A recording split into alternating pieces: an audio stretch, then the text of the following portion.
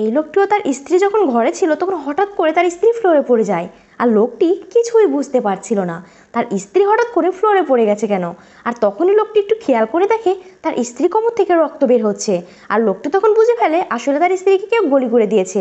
আর তখনই লোকটি আশেপাশে খেয়াল করে দেখে তার চিরশত্রু তার ঘরে প্রবেশ করে ফেলেছে এবং তার সাথে সাথে তার বউকেও 2টি গুলি করে দিয়েছে।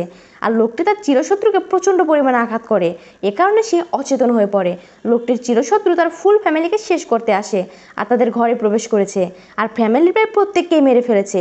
ওপরে শুধু সেই লোকটার মা আছে, আর এই লোকটি কোনো কথা ছাড়াই সেই লোকটির মাকে মেরে ফেলে। আর তখনই লোকটি খেয়াল করে কোথাও যেন একটা বাচ্চার শব্দ শোনা যাচ্ছে, আর লোকটি এতটাই খারাপ ছিল যে সে সেই ছোট্ট বাচ্চাটিকেও মারতে চলে আসে, আর সেই ছোট্ট বাচ্চাটিকে মারার জন্য পানিতে ফেলে দেওয়া হয় এবং সেখান থেকে চলে যায়। আর লোকটি তার পুরো ফ্যামিলিকে বাঁচাতে পারবে কিনা এটা দেখতে হলে অবশ্যই ভিডিওতে একটা লাইক করে চ্যানেলটিকে সাবস্ক্রাইব করে দিন এবং কমেন্ট বক্সে পার্ট 2 লিখে যাবেন।